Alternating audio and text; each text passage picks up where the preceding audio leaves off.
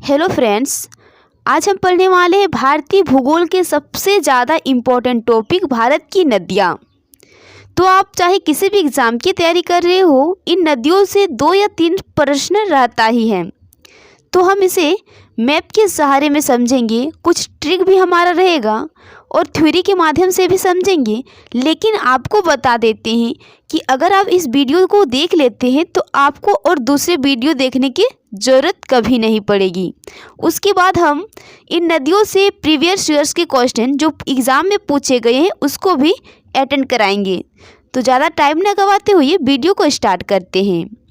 जो भारत की नदियाँ हैं उसे समझने के लिए 2 भागों में बांटा गया है, एक हिमालय की नदियाँ और एक प्रायद्वीपीय नदियाँ।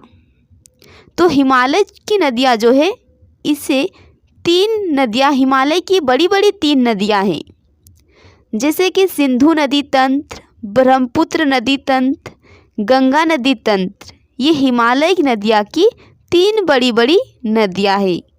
और प्रायद्वीपीय नदियाँ, तो मध्य भारत और दक्षिण भारत की नदियाँ को प्रायद्वीपीय नदियाँ कहा गया है।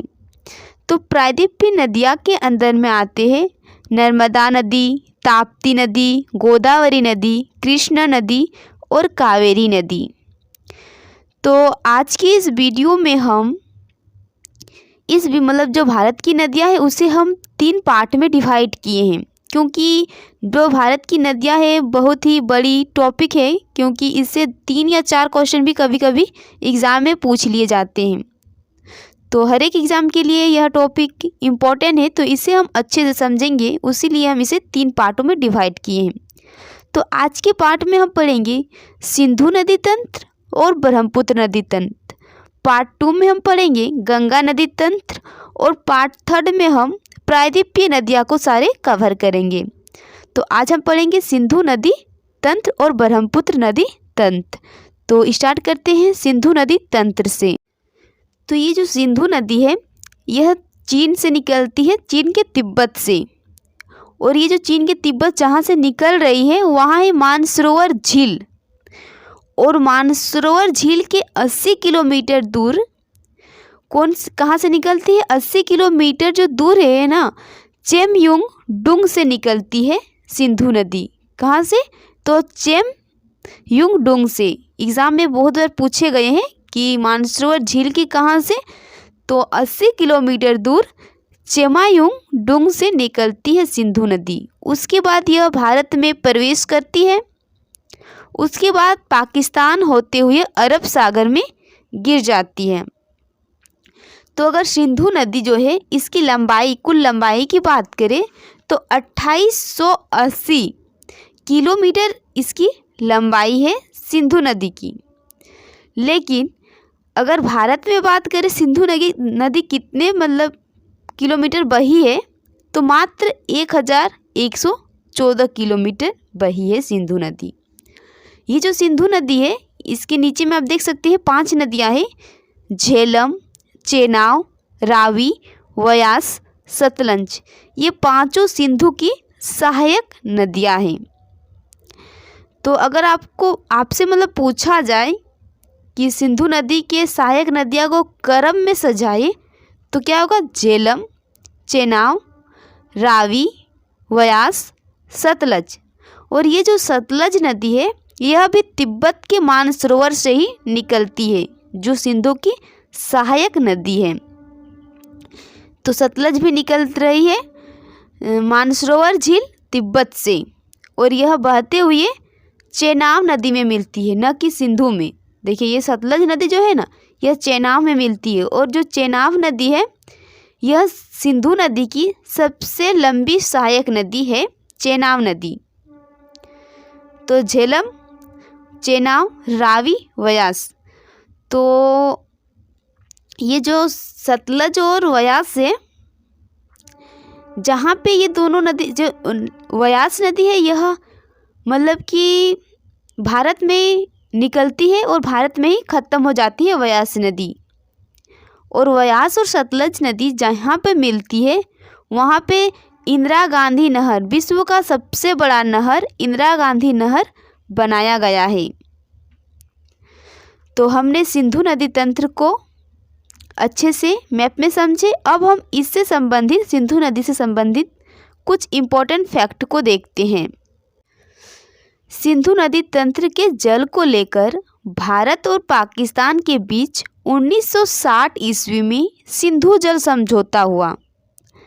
तो 1960 में सिंधु जल समझौता हुआ भारत और पाकिस्तान के बीच सिंधु नदी तंत्र को लेकर, उनके सिंधु नदी के जल को लेकर, ठीक है। तो इस संधि में भारत के तत्कालीन प्रधानमंत्री पंडित जवाहरलाल नेहरू और पाकिस्तान के तत्कालीन राष्ट्रपति अयूब खान ने दस्तखत किए। दोनों मतलब भारत के प्रधानमंत्री और पाकिस्तान के राष्ट्रपति ने दस्तखत किए कि सिंधु, झेलम, चिनाब ये 3 नदियाँ का जल पाकिस्तान 80% इस्तेमाल करेंगे और भारत मात्र 20%। ऊपर के 3 नदियाँ सिंधु, झेलम, चिनाब, इनका पानी का उपयोग जो है पाकिस्तान 80% करेंगे और भारत 20%। और जो नीचे की 3 नदियाँ बच गए रावी, व्यास, सतलुज, इनका भारत 80% पानी का यूज़ करेंगे और 20% पानी का यूज पाकिस्तान करेंगे, रावी, व्यास, सतलुज का। तो अब हम सिंधु नदी तंत्र से संबंधित मतलब इनके मतलब कि सहायक नदियाँ के उद्गम और मोहना को देखते हैं सिंधु नदी के। तो सिंधु नदी के 5 सहायक नदियाँ थी। तो फर्स्ट में देखते हैं चिनाब नदी, जो सबसे लंबी सहायक नदी रही सिंधु की। तो यह जो है हिमाचल प्रदेश से के बारालाचा दर्रे से निकलती है चिनाब नदी और जाके सिंधु में मिलती है। उसके बाद झेलम नदी, मतलब एग्ज़ाम में बहुत बार पूछे जाते हैं कि चिनाब नदी कौन से दर्रे से निकलती है। तो बारालाचा दर्रे से निकलती है जो हिमाचल प्रदेश में है। झेलम नदी कहाँ से निकलती है, तो वेरीनाग झील से निकलती है ये। तो झेलम नदी जो है वेरीनाग झील जम्मू कश्मीर से निकलती है और इसका मुहाना है झेलम का चिनाब नदी। रावी नदी, यह रोहतांग दर्रा हिमाचल प्रदेश से निकलती है और इसका मुहाना है चिनाब नदी। सतलुज नदी, यह राकसताल झील मानसरोवर से निकलती है और इसका भी मुहाना है चिनाब नदी। तो झेलम, रावी, सतलुज, इन तीनों नदी का मुहाना है चिनाब नदी। और व्यास नदी जो रोहतांग दर्रा हिमाचल प्रदेश से निकलती है, इसका मुहाना है सतलुज नदी। व्यास नदी जो भारत में निकलती है और भारत में ही समाप्त हो जाती है, मतलब सतलुज नदी से मिल जाती है। तो रावी और व्यास ये 2 ऐसी नदी है जो रोहतांग दर्रे से हिमाचल प्रदेश से निकलती है। तो हमने सिंधु नदी तंत्र से संबंधित सारे इम्पोर्टेंट फैक्ट पढ़ लिए। तो अब हम ब्रह्मपुत्र नदी तंत्र को पढ़ने वाले हैं। तो ब्रह्मपुत्र नदी देखिए तिब्बत से ही निकलती है, चीन से मानसरोवर झील से ही निकलती है। उसके बाद यह अरुणाचल प्रदेश पार करते हुए, असम को पार करते हुए मतलब भारत के सारे एरिया को पार कर रही है वहाँ से। उसके बाद यह बांग्लादेश में प्रवेश करती है। तो अब हम ब्रह्मपुत्र नदी से संबंधित इम्पोर्टेंट फैक्ट को देखते हैं जो एग्ज़ाम में बार बार यहीं से क्वेश्चन रिपीट होती है। तो ब्रह्मपुत्र नदी तिब्बत में मानसरोवर झील के पास से निकलती है और ब्रह्मपुत्र नदी भी 3 देशों में होकर बहती है, चीन, भारत, बांग्लादेश। तो हमने गंगा मतलब कि सिंधु नदी तंत्र में पढ़े कि सिंधु नदी तंत्र चीन, भारत, पाकिस्तान में बहती है। उसी प्रकार ब्रह्मपुत्र नदी भी 3 देशों में बहती है, चीन, भारत, बांग्लादेश। और ब्रह्मपुत्र नदी की कुल लंबाई की अगर बात करें तो 2900 किलोमीटर है। गंगा की लंबाई 2525 किलोमीटर है, उससे भी ज़्यादा लंबाई है ब्रह्मपुत्र की।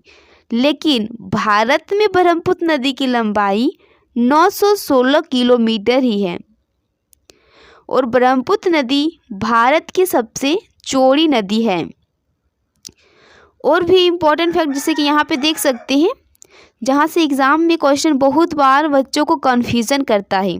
जैसे कि जब ब्रह्मपुत्र नदी तिब्बत में बहती है तब यह यारलुंग साम्पो के नाम से बहती है, लेकिन जब यह भारत में एंट्री करती है ब्रह्मपुत्र नदी तब यह दिहांग नाम से, अरुणाचल प्रदेश में दिहांग नाम से बहती है ब्रह्मपुत्र नदी। लेकिन जब ब्रह्मपुत्र नदी असम में एंट्री करते हैं तब यह ब्रह्मपुत्र नाम से बहती है।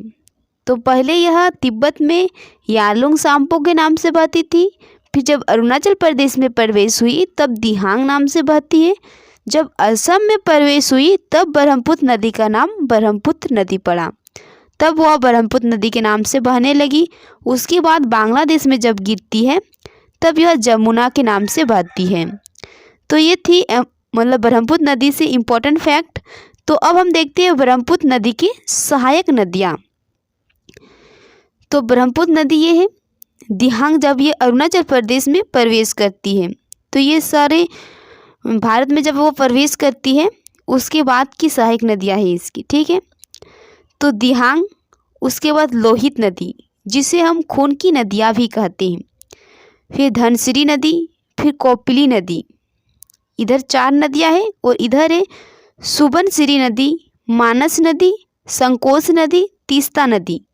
तो अगर आप किसी भी बड़े एग्ज़ाम की तैयारी कर रहे हो तो आपके लिए यह सहायक नदियाँ भी पढ़ना ज़रूरी है। लेकिन अगर आप छोटे एग्ज़ाम के जैसे कि SSC GD रेलवे की एग्ज़ाम की तैयारी कर रहे हो तो ब्रह्मपुत्र नदी की सहायक नदियाँ से क्वेश्चन नहीं पूछे जाते हैं।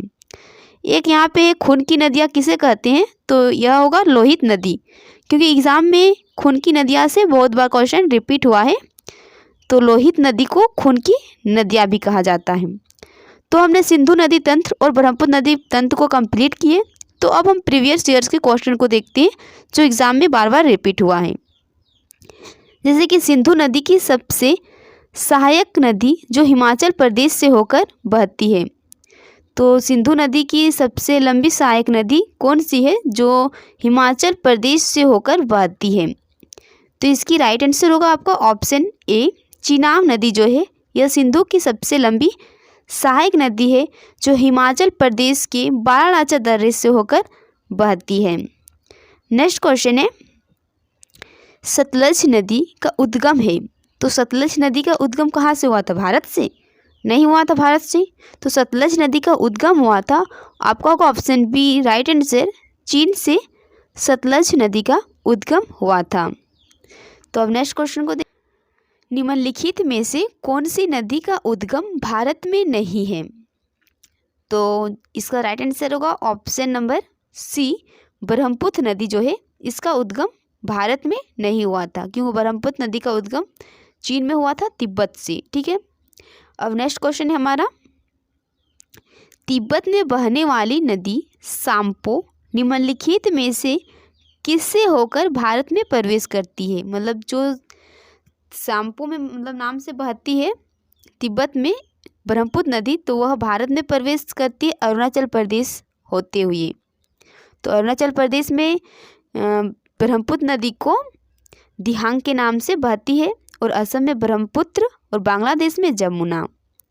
नेक्स्ट है, ब्रह्मपुत्र नदी की लंबाई कितनी है। ये क्वेश्चन हर एक एग्जाम में मतलब रिपीट होते ही रहता है, ठीक है, कि ब्रह्मपुत्र नदी की लंबाई कितनी है। तो इसका कुल लंबाई की अगर बात करें ब्रह्मपुत्र नदी की, तो इसकी कुल लंबाई है आपको option number B right answer होगा 2900 किलोमीटर।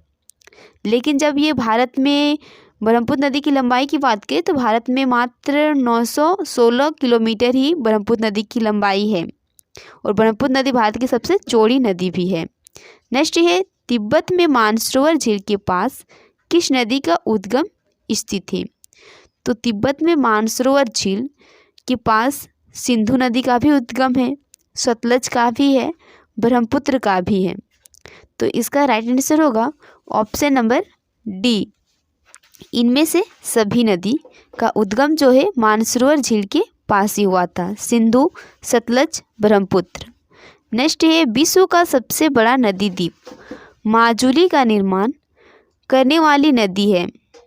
तो माजुली का निर्माण करने वाली है विश्व की सबसे बड़ी द्वीप माजुली, इसका निर्माण करती है आपको ऑप्शन डी राइट आंसर होगा ब्रह्मपुत्र नदी।